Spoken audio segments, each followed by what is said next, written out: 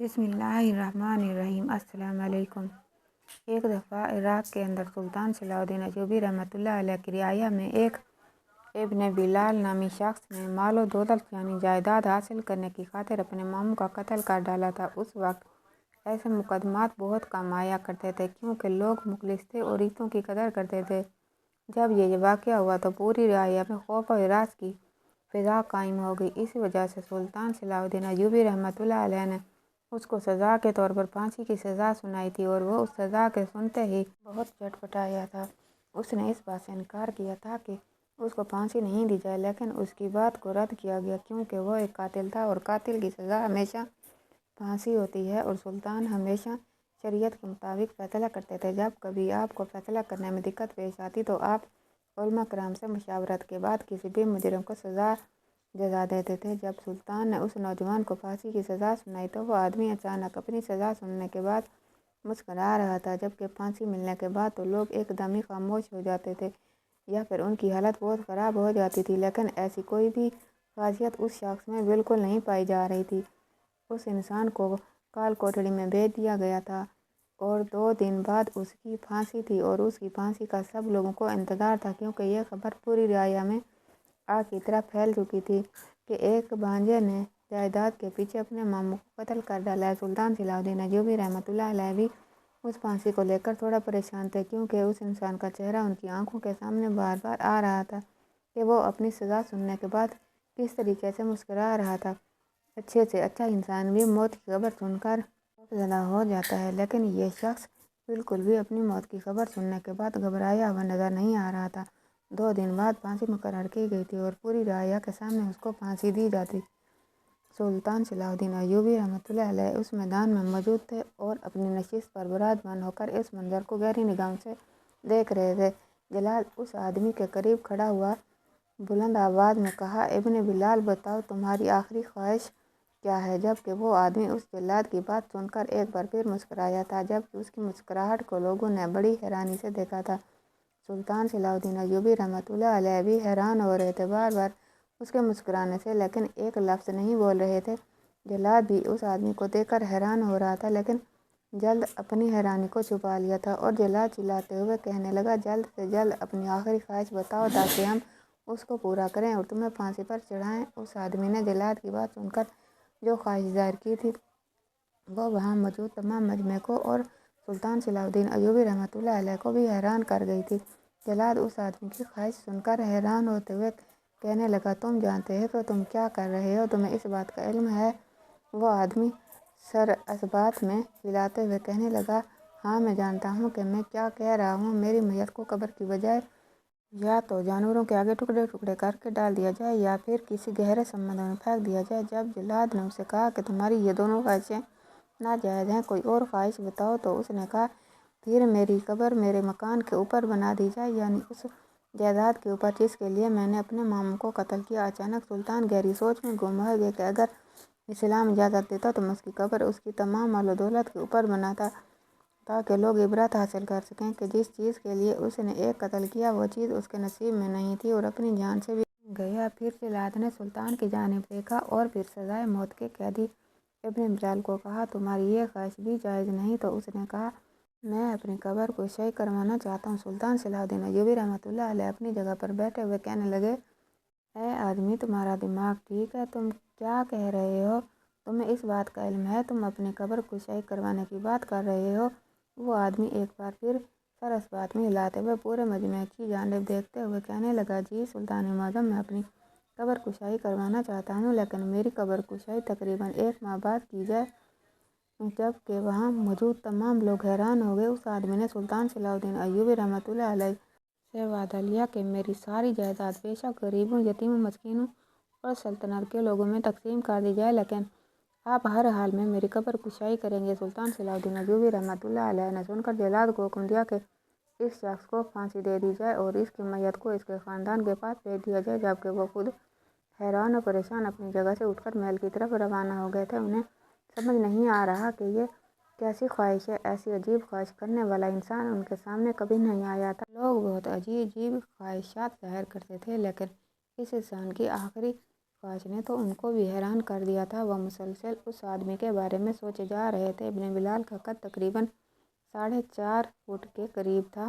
اس کا قد کاٹ، اس کی جسامت بہت اچھی تھی۔ وہ اپنے وقت کا ایک بہت اچھا مستری تھا۔ یہ اس کا خاندانی پیشہ تھا۔ وہ لوگوں کے گھر بناتا، لیکن جائیداد کے پیچھے لالچ میں آ کر اس نے اپنے ماموں کو قتل کر ڈالا تھا، اور یہ بات سلطان صلاح الدین ایوبی رحمۃ اللہ علیہ بالکل بھی برداشت نہیں کر سکتے تھے کہ اس وجہ سے انہوں نے کوئی اور بات کیے بغیر اس انسان کو پھانسی دے دی تھی، اور اس کے بعد اپنے سپاہیوں کو اس کے قبر کے پاس اپنی حفاظت کے لیے مامور کر دیا تھا کہ کوئی بھی شخص دن رات کے اندھیرے میں اس کی قبر کے ساتھ کوئی خرابی نہ کر سکے، چونکہ 1 مہینے بعد اس کی قبر کشائی ہونی تھی۔ پوری رعایا میں یہ بات آگ کی مانند پھیلی ہوئی تھی کہ سلطان صلاح الدین ایوبی رحمۃ اللہ علیہ کی سلطنت کا ایک مجرم، جس کو سزائے موت کی سزا سنائی گئی تھی، اس کی آخری خواہش ہے کہ 1 مہینے بعد اپنی قبر کشائی رکھی ہے۔ سب لوگ اس چیز کو لے کر بہت تجسس کا شکار تھے۔ بہت سے لوگ یہی بات سوچ رہے تھے کہ یقیناً وہ شخص اپنی بے گناہی ثابت کرنے کے لیے قبر کشائی کروانا چاہ رہا تھا، لیکن سلطان صلاح الدین ایوبی رحمۃ اللہ علیہ یہی سوچ رہے تھے کہ وہ انسان بہت پراسرار تھا۔ اب وہ اپنی موت کی خبر سن کر مسکرا رہا تھا۔ اس کو اپنی موت کا سننے کے بعد بھی خوف نہیں آیا تھا۔ یہ سوچتے ہی ان کا دماغ 100 کی رفتار سے کام کر رہا تھا۔ انہوں نے مسلسل تقریباً 1 مہینہ اس بارے میں ہی سوچتے ہوئے گزار دیے تھے۔ وقت اپنی رفتار کے مطابق گزرتا جا رہا تھا، لیکن پوری رعایا اور سلطان صلاح الدین ایوبی رحمۃ اللہ علیہ کی ساری سوچ اس آدمی سے ہی جڑ رہی تھی۔ 1 مہینے کا وقت جس انتظار میں گزارا تھا، وہاں کی رعایا اور سلطان سلطنت خود جانتے تھے۔ 1 مہینے بعد آج جب وقت آ گیا تھا، جب اس کو پھانسی کے پھندے پر چڑھایا گیا تھا، سب لوگ ہی اس قبر کے پاس پہلے سے ہی جمع ہو چکے تھے۔ سلطان صلاح الدین ایوبی رحمۃ اللہ علیہ جب اس قبرستان میں پہنچے اور وہاں انہوں نے جب رش دیکھا تو وہ حیران رہ گئے، چونکہ بہت سارے لوگ اس قبر کشائی کو دیکھنے کے لیے آئے تھے، اور اتنے سارے مجمع کو دیکھ کر حیران بھی تھے اور بہت زیادہ پریشان بھی ہو رہے تھے۔ کہیں کوئی مسئلہ پیش آ گیا تو سب لوگ ہی مصیبت میں آ جائیں گے۔ تھوڑی دیر بعد سپاہیوں کے ہمراہ قبر کشائی کی جا چکی تھی، لیکن جیسے ہی کچھ عرصہ بعد قبر سے بدبو آنا شروع ہو جاتی ہے، لیکن یہاں پر ایسا کچھ بھی نہیں ہوا تھا۔ قبر میں سے نہ خوشبو آ رہی تھی اور نہ ہی بدبو۔ وہاں موجود لوگ کہم گوئیاں کر رہے تھے کہ یہ آدمی بہت نیک ہے۔ اب لمحہ آ گیا تھا جس کے لیے سب لوگ 1 مہینے سے بے چین تھے۔ قبر کی مٹی ہٹائی جا رہی تھی۔ سب لوگ حیرت کے مارے آنکھیں بھر بھر کیے قبر کے اندر جھانکے جا رہے تھے۔ سلطان صلاح الدین ایوبی رحمۃ اللہ علیہ کا حال بھی لوگوں سے مختلف نہ تھا، کیونکہ ان کے دل میں اس بات کا تجسس بہت زیادہ تھا کہ لوگ اتنا زیادہ اس معاملے کو کیوں سوچ رہے ہیں۔ اور جیسے ہی مٹی کی بنی آخری سلیب قبر کے اوپر سے ہٹائی گئی اور لوگوں نے جیسے ہی اندر جھانک کر دیکھا تو سب لوگوں کی چیخیں نکل گئیں۔ بہت سے لوگ اس منظر کو دیکھ کر قبرستان سے باہر بھاگ چکے تھے، جبکہ سلطان صلاح الدین ایوبی رحمۃ اللہ علیہ نے بھی اپنی آنکھیں بند کر لی تھیں اور جلد واپس محل لوٹ آئے تھے۔ کسی کو بھی سمجھ نہیں آ رہا تھا کہ 1 مہینے بعد قبر کے اندر ایسا کیسے ہو سکتا ہے۔ سلطان صلاح الدین ایوبی رحمۃ اللہ علیہ محل آنے کے بعد بہت گہری سوچ میں مبتلا تھے۔ انہیں سمجھ نہیں آ رہا تھا کہ یہ ان کی سلطنت میں کیا ہو گیا ہے۔ انہوں نے فوراً ہی ابن بلال کے خاندان سے رابطہ کیا اور سپاہیوں کے ہمراہ پورے خاندان کو دربار میں بلانے کا سوچا، لیکن اس سے پہلے وزیر نے جو بات ان کو بتائی ان کو مزید حیران کر گئی کہ جس انسان کا قتل ہوا تھا وہ ابھی تک حیات ہے، اس کی سانسیں ابھی تک چل رہی ہیں۔ سلطان یہ بات سن کر ایک دم خاموش اور ٹھٹر کر رہ گئے۔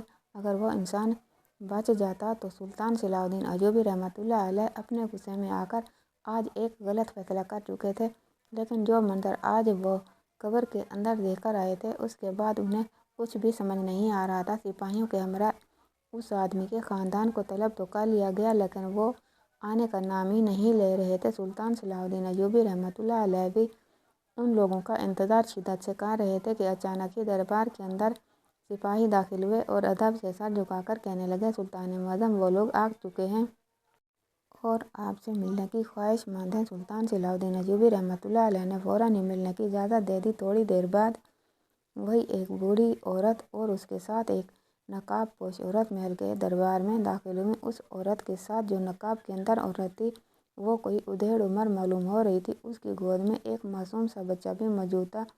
سلطان صلاح الدین ایوبی رحمۃ اللہ علیہ ان تینوں کو ہی بہت غور سے دیکھ رہے تھے۔ ہر روز کی طرح آج بھی دربار لگا ہوا تھا، بہت سی رعایا اپنے مسائل حل کروانے کے لیے وہاں جمع تھی، لیکن سلطان صلاح الدین ایوبی رحمۃ اللہ علیہ نے کسی کا بھی مسئلہ حل نہیں کیا تھا، کیونکہ آج وہ ہر حال میں ابن بلال کا مسئلہ حل کرنا چاہتے تھے اور اس کے خاندان والوں سے پوچھنا چاہتے تھے یہ سب کیا ماجرا ہے۔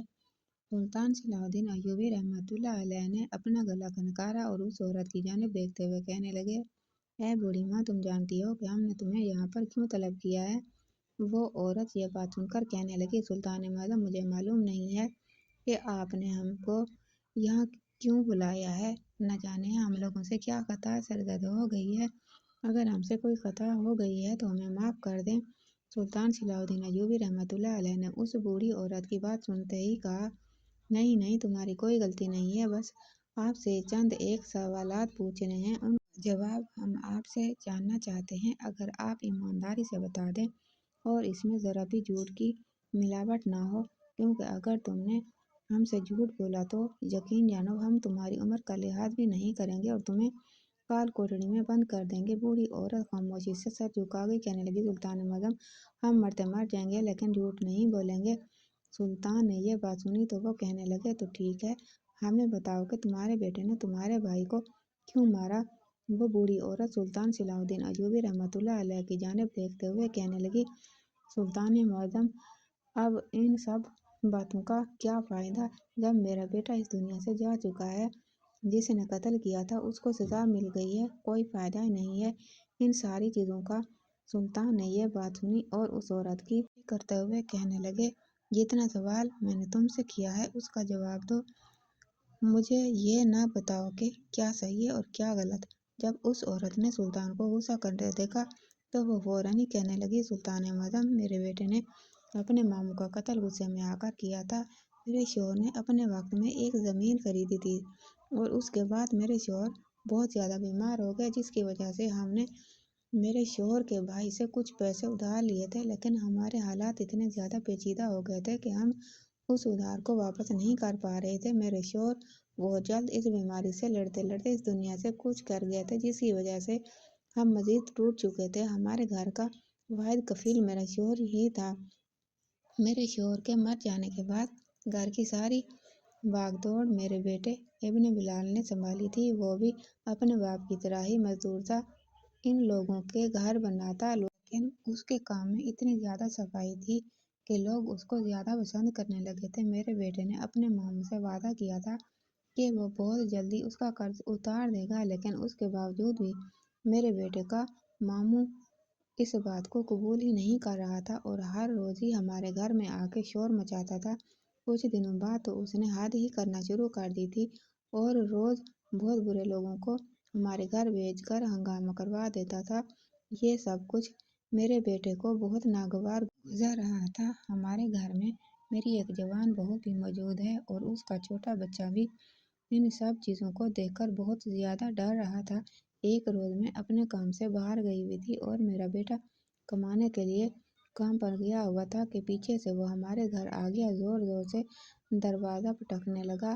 گھر کے اندر میری بہو اکیلی موجود تھی، اس وجہ سے اس نے دروازہ نہیں کھولا اور منع کر دیا کہ ابھی اس وقت اماں اور اس کا شوہر گھر پر موجود نہیں ہیں تو وہ دروازہ نہیں کھول سکتی، لیکن اس کے باوجود بھی وہ مسلسل دروازہ پیٹے جا رہا تھا، جس کی وجہ سے میری بہو پریشان ہو گئی اور کمرے میں چلی گئی، لیکن وہ اتنا زیادہ جذباتی ہو گیا تھا کہ اس نے دروازے کو پیٹتے پیٹتے ہمارے گھر کا دروازہ ہی توڑ دیا اور گھر میں داخل ہو گیا۔ جب میری بہو نے اس کو یہ کرتے دیکھا تو گھبرا کر کمرے کو اندر سے بند کر لیا۔ وہ بہت زیادہ شاطر انسان تھا، وہ سب چیزوں کے بارے میں بہت اچھے سے جانتا تھا۔ اس نے موقع غنیمت جان کر میری بہو پر غلط نگاہ ڈالی اور اس کی عزت پر ہاتھ ڈالنے لگا، لیکن خدا کا کرنا ایسا ہوا کہ بروقت میں وہاں پہنچ گئی اور میں نے ساری چیزوں پر قابو کر لیا اور اس کو دھکے دے کر گھر سے باہر بھیج دیا۔ میں نے اپنی بہو کو یہ بات سمجھائی تھی کہ بیٹا مردوں کو ایسی بات نہیں بتاتے، لیکن اس بدو نے ساری باتیں رات کو میرے بیٹے کے آتے ہی اس کو گزار دی اور اس نے یہ بات بھی اس کو بتا دی کہ اس کا ماموں اس پر گندی نظر رکھتا ہے۔ یہ سننا تھا کہ ابن بلال آفس سے باہر ہو گیا اور اپنے ماموں کے پاس بھاگا ہوا پہنچ گیا اور وہاں جانے کے بعد اس نے اپنے ماموں کا قتل کر دیا، لیکن قتل کرنے کے بعد بھی وہ بہت زیادہ مطمئن تھا اور ایک ہی بات کہہ رہا تھا کہ زیادہ پریشان ہونے کی ضرورت نہیں ہے، وہ جلدی سب کچھ ٹھیک کر دے گا۔ لیکن یہ بات سن کر میرے طوطے اڑ گئے تھے۔ مجھے سمجھ نہیں آ رہا تھا کہ اب سب کچھ کیسے ٹھیک ہوگا۔ میرا بیٹا قتل کر چکا تھا، میں جانتی تھی کہ یہ بات جیسے ہی آپ کو معلوم ہوگی آپ فوراً ہی میرے بیٹے کو پھانسی کی سزا سنائیں گے، اور ایسا ہی ہوا۔ لیکن سلطان اعظم، میرے بیٹے نے کوئی غلط کام نہیں کیا تھا، اس نے کسی غلط انسان کو نہیں مارا تھا۔ مجھے آپ سے یہ شکوہ ہے کہ آپ نے میرے بیٹے کی ایک بھی نہیں سنی، بلکہ تصویر کا ایک رخ دیکھتے ہوئے اس کو قصوروار ٹھہرا کر موت کی نیند سلا دیا۔ سلطان صلاح الدین ایوبی رحمۃ اللہ علیہ سارا واقعہ سننے کے بعد صرف اتنا ہی بولے تھے کہ تمہارے بیٹے کے پاس کچھ ایسا موجود تھا جس کو وہ بہت سنبھال کر رکھتا ہو۔ اس سوال پر دربار میں موجود تمام درباری حیران ہو گئے کہ سلطان صلاح الدین ایوبی رحمۃ اللہ علیہ نے کچھ جذباتی الفاظ بولے تھے، لیکن انہوں نے ایسا کچھ نہیں بولا تھا، بلکہ ان کا سوال ہی بہت عجیب تھا۔ وہ عورت ایک لمحے سلطان صلاح الدین ایوبی رحمۃ اللہ علیہ کے چہرے کو غور سے دیکھتی رہی، اور چند پل کے بعد جو بات اس نے بتائی وہ ان کو بھی حیران کر گئی۔ وہ کہنے لگی، سلطان اعظم، میرا بیٹا اکثر اوقات ہی نقشہ نگاری کرتا رہتا تھا۔ اس کے ہاتھ میں ایک قلم ہوتا تھا اور ایک پرچے پر نہ جانے عجیب سی لکیریں بناتا رہتا تھا، اور اکثر اوقات یہ بات مجھے بتاتا تھا کہ دیکھنا ماں، ایک دن میں بہت کامیاب ہو جاؤں گا اور بہت آگے جاؤں گا، یہ نقشہ میری پوری دنیا ہی بدل کر رکھ دے گا۔ میں نہیں جانتی تھی سلطان اعظم کہ میرا بیٹا میری دنیا بدلنے سے پہلے ہی مجھے چھوڑ کر چلا جائے گا۔ سلطان صلاح الدین ایوبی رحمۃ اللہ علیہ اس عورت کی باتوں کو بہت غور سے سن رہے تھے۔ انہوں نے فوراً اس عورت کو حکم دیا کہ تمہاری بات کو اہمیت دی جائے گی، لیکن اس سے پہلے تم ہمیں فوراً ہی وہ نقشہ دے دو تاکہ جو بات ہم سوچ رہے ہیں وہ مسئلہ حل ہو جائے۔ اس عورت نے سلطان صلاح الدین ایوبی رحمۃ اللہ علیہ کا حکم فوراً ہی بجا لایا، ایک سپاہی کے ہمراہ وہ نقشہ بھیج دیا۔ سلطان صلاح الدین ایوبی رحمۃ اللہ علیہ نے جب وہ نقشے کھول کر دیکھے تو انہیں بہت چیزیں سمجھ آ گئی تھیں۔ وہ اپنے سپاہیوں اور وزیر کے ہمراہ قبرستان آ گئے تھے اور مزدوروں کو حکم دیا تھا کہ مزید اس قبر کو کھولا جائے، اور جیسے ہی اس قبر کو کھودا گیا تو وہ حیران رہ گئے، کیونکہ اس قبر کے نیچے ایک سرنگ موجود تھی۔ یہ چیز دیکھ کر فوراً ہی وہاں موجود گورکن کو بلایا گیا۔ گورکن کے چہرے سے معلوم ہو رہا تھا کہ وہ ایک مجرم ہے۔ سلطان صلاح الدین ایوبی رحمۃ اللہ علیہ اس گورکن کی جانب دیکھتے ہوئے کہنے لگے، ہمیں ساری چیزوں کے بارے میں علم ہو چکا ہے۔ تم نے ابن بلال کو یہاں سے بھاگنے میں مدد کی ہے نا؟